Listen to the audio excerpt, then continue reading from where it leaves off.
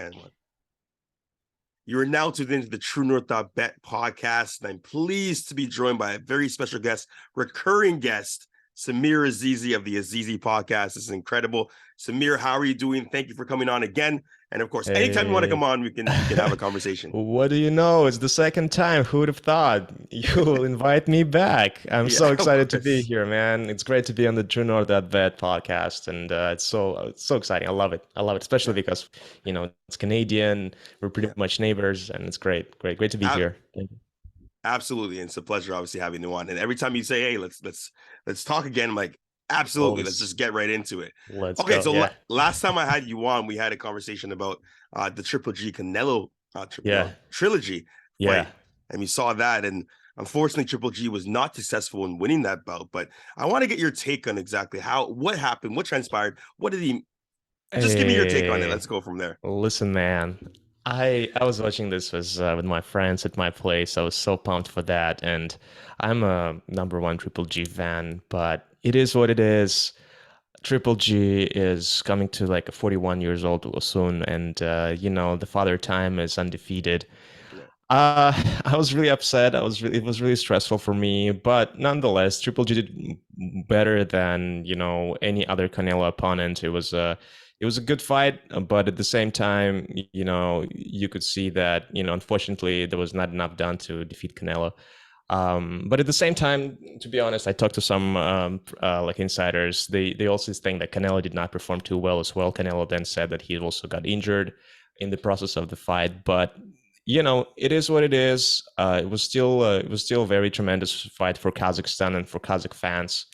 And Triple G is still a champion at his weight category, which is 160. He's still a middleweight champion, and there's some rumors that he's going to be fighting in Kazakhstan very soon. So we'll see about that. And this was the first time I think Triple G fought at 168. But at the end of the day, they hugged at the end. There was a very the whole thing was everyone was on edge, But at the end, they said the friendship have won. They hug it out, and that's pretty much end of it. But yeah, at the end of the day, man, I thought the fight would be much closer, much more fireworks, like I discussed in the last episode. But it is what it is, and congrats to Triple G on this fight, and congrats to Canelo on his victory. So that's what it is. But that's the lesson here is. It's father time is undefeated, I think. All the time will always get you, doesn't matter where it is. But I would say I want to commend you because you did an excellent job promoting the fight. You just have a natural gift with that. And I cued in just like everyone else because of your great promotion of the fight. But speaking of promotions, you wanted to shout out a few people, of course, too. Yeah, so I particularly wanted to be on your podcast to talk about my friend Tom Loeffler, who is also a promoter for Gennady Golovkin, aka Triple G. He has his show for the past several years now called Hollywood Fight Nights. And the cool thing about this is kind of like a club show in Los Angeles, and it's been happening for a while, and it caught a lot of attention. And what's happening recently is Dana White was really interested in this show, and he signed a deal with Tom Loeffler to stream these fights exclusively on UFC Fight Pass. And it's kind of cool because Dana White himself, he's an MMA guy, but he wanted to go into boxing for a long time. But it seemed like there's always this roadblocks, and you don't know what's happening there. He himself personally said it's such a weird, shady sport. It's very, and I'm paraphrasing. It's very hard to trust anyone. Whoever says anything, it's always kind of there's this bullshit that comes with it. And so he said with Hollywood Fight Nights, it's Tom Loeffler is the only guy he's willing to work with, and it's a pleasure to work with. So they've been developing this Hollywood Fight Night right now that is now staged in the Quiet Cannon, and the next show will be on November 3rd, which is pretty much less than in a week from now. It's going to be on Thursday, exclusively on UFC Fight Pass app, which you can download or you can watch stream it on your TV app or in the browser. So very accessible. I think the entry fee is only $10, which is much less expensive than DAZN or anything like that. But anyways, So the cool thing here is not only that, But Tom Loeffler has this new fighter. His name is Callum Walsh. He's from Ireland. And this guy, I just recently came back from Los Angeles and I saw him personally. I saw him during sparring. What a great guy. He's like his style is he's a huge puncher. He's very quick, he's very snappy, but at the same time his mannerisms and how he fights in the ring, it's kind of like he's taunting you. Like it's frustrating to other fighters and it's crazy. And that's why I was like, when I saw it, I understood why Dana White liked him so much. So this Irish guy, like he only had like several fights. He's still a prospect, but man, he's promising right now. And basically, what I'm thinking is Dana White right now looks at Callum Walsh, and again, his name is Callum Walsh. He's undefeated. He had 4 fights so far, and he's getting into his new one here. He's going to be headlining the show on November 3rd. And so I think that's my theory is because of his experience with this massive success with Conor McGregor, Dana White looks at Callum Walsh and Tom Loeffler. Tom Loeffler is Callum Walsh's promoter.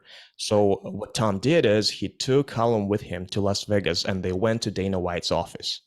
And Tom really wanted to show Callum to Dana and introduce them to that. And Dana definitely saw something in him. His personality is great and his fighting style is spectacular. It's very cool.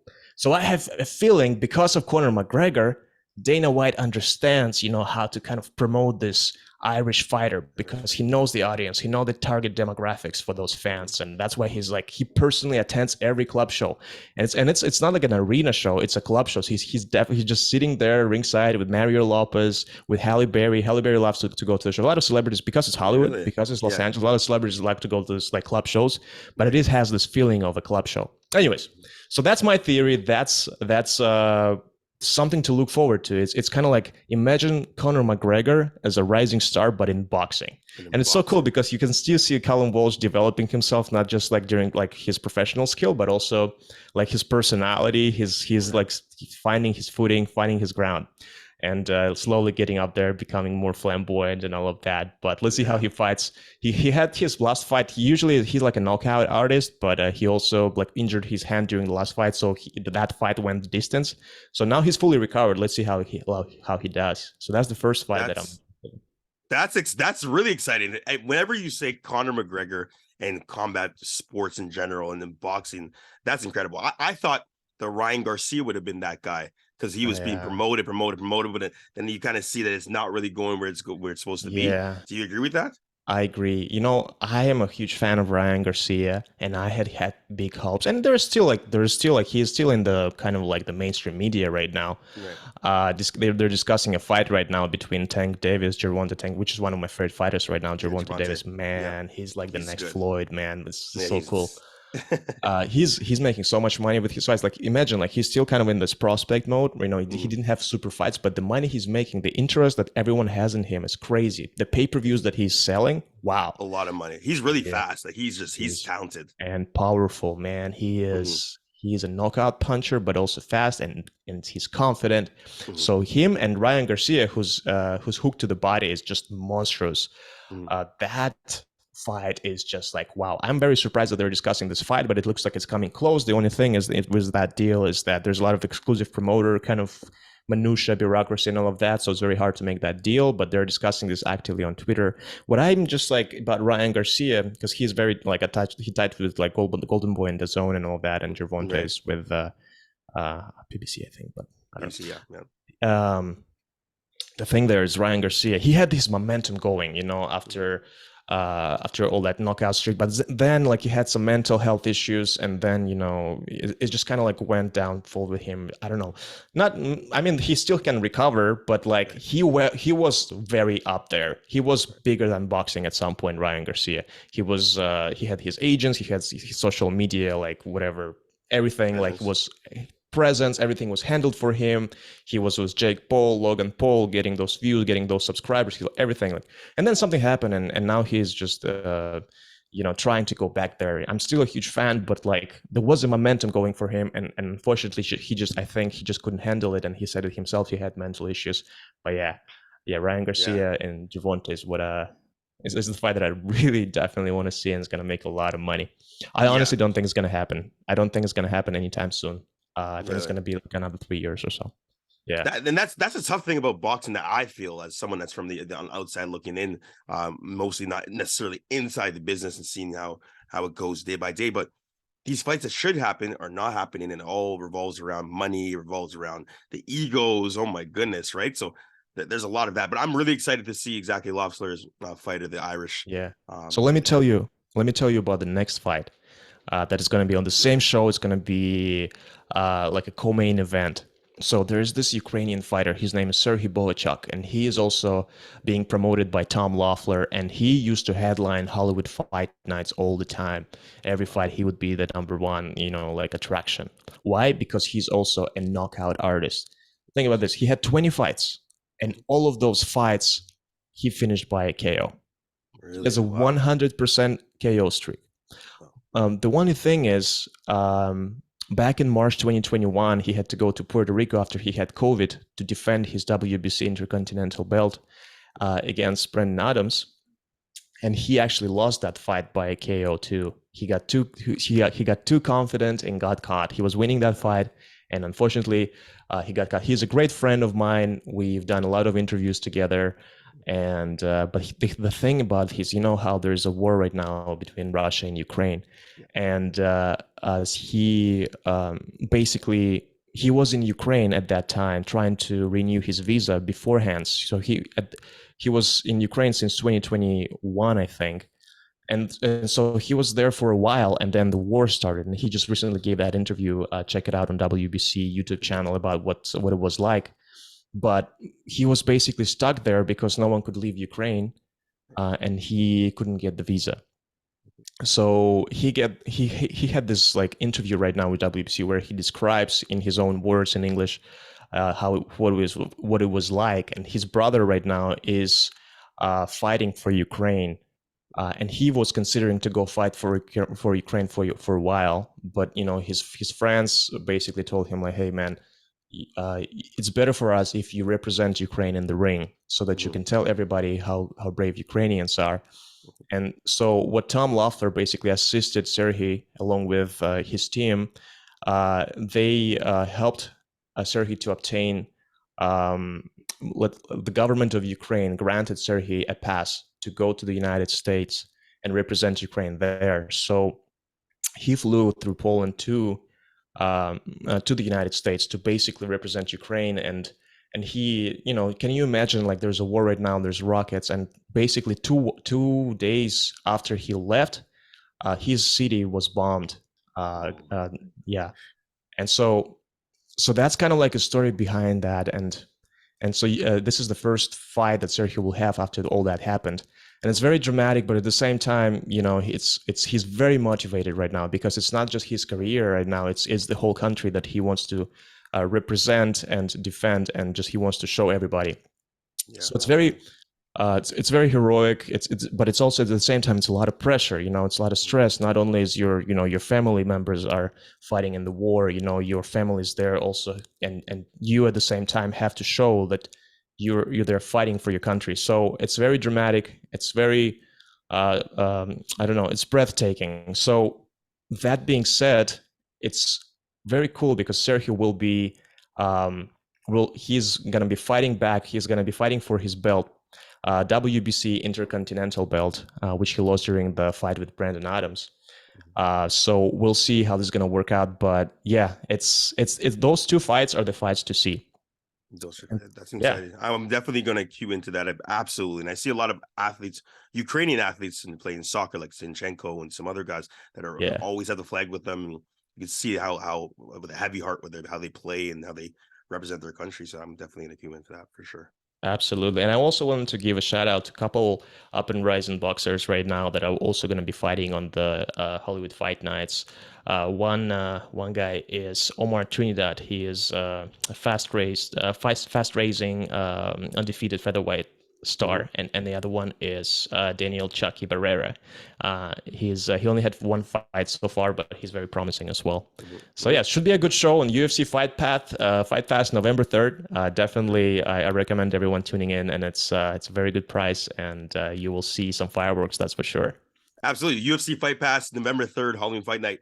Q in, of course. Please get that. That's awesome that Dana White is kind of just now stepping into the boxing world, and I think it's definitely going to blow up even more from there. You want to give a shout out to the FRAZERs as well? Absolutely. So it's so cool. So Joshua Hellraiser Fraser, yes. That's a fighter to see, and I really like that nickname because it just sounds so cool. Like I feel like when a fighter has a catchy nickname, all of a sudden there's like plus 30% to stardom, I would say. Yeah. So it's a great boxer. So he's going to be fighting on the United Boxing Promotions fight card on November 12th. Along with other fighters like Josh Wagner and SHAKEEL, the Jamaican juggernaut FINN. So, and another fighter was going to be fighting there is Helmant Alakazai, who's also my friend. So those fights are also tremendous. And what's cool about them, they're going to be televised. They're going to be streamed worldwide through the DAZN streaming service. So basically, no matter where you are, you can see the fight, and that's huge, not just for United Promotions, but also for boxers to get that exposure early in their careers. Man, that's a lot. That's a lot. That's so great. It's very cool for them, and I wish them all the best. They're spectacular fighters, and I'm very excited to see them perform. It's going to be on November 12th. Basically, not far from now, very soon. And very soon. I'm looking forward to it. Will you be there? Of course, I'll be there. Okay. I'll try to be there. Am I gonna see you there? Yes, we're gonna meet there for sure on November 12th. It's gonna be a busy weekend, but I'm gonna get that going for sure too. Because I had a great time seeing WAGNER, Joshua Frazier, who I've known kind of grow up. Incredible athletes, not only boxers, just athletes in general. It was super incredible then, and I know it's gonna be a great fight again very, very soon. Yeah. I love seeing those fighters being developed. Tyler Buxton, who is the promoter for United Promotions, and he's developing his fighters right now. And it's a wonder to see, especially because it's here, it's in Canada, it's in Ontario, and I love the fact that the boxing scene here is being developed so much, and talented guys like Joshua Fraser being promoted by Tyler. So nothing but the best for them, because what's good for boxing, basically it's what's good for Tyler for United Promotions, it's good for boxing in Canada, and especially in Ontario. So I wish them all the best. Wish them all the best, of course, too. Samir Azizi, it's always incredible having you on the show. Okay, it's always, the energy is great. Obviously, I love it, man. Anything more you wanted to shout out? Because there's a great shout outs there. Well, for those who are also interested in cryptocurrency, Web3, blockchain technology, not just sport, but also, let's say, something that is also cool, but kind of ties into like the future, I recommend tuning into my podcast, because I discuss a lot about blockchain, crypto with different people. I invite guests, I interview them. So definitely tune in to my podcast, Azizi Podcast. You can find it everywhere: YouTube, Apple Podcasts, and Spotify, and everywhere else. There we go. Azizi Podcast with Samir Azizi. I listen. I'm going to get into blockchain and, of course, a little bit more crypto very, very soon. But Samir, thank you so much for coming on to the TrueNorth.bet podcast. Wish to have you on even more to promote, because I think you're the best promoter I've ever had on any show. Doesn't really matter. You're incredible. Thank you. But thank you so much for all of that. Right. And make sure November 3rd, UFC Fight Pass, Halloween Fight Night. And as well, we have the November 12th with all the Canadian players or Canadian boxers happening very soon. So incredible. I'll be out on November 12th. Everyone queue in November 3rd. Samir, thank you so much for joining again. Thank you, Brandon. All right. It's TrueNorth.bet podcast. Make sure you keep balling.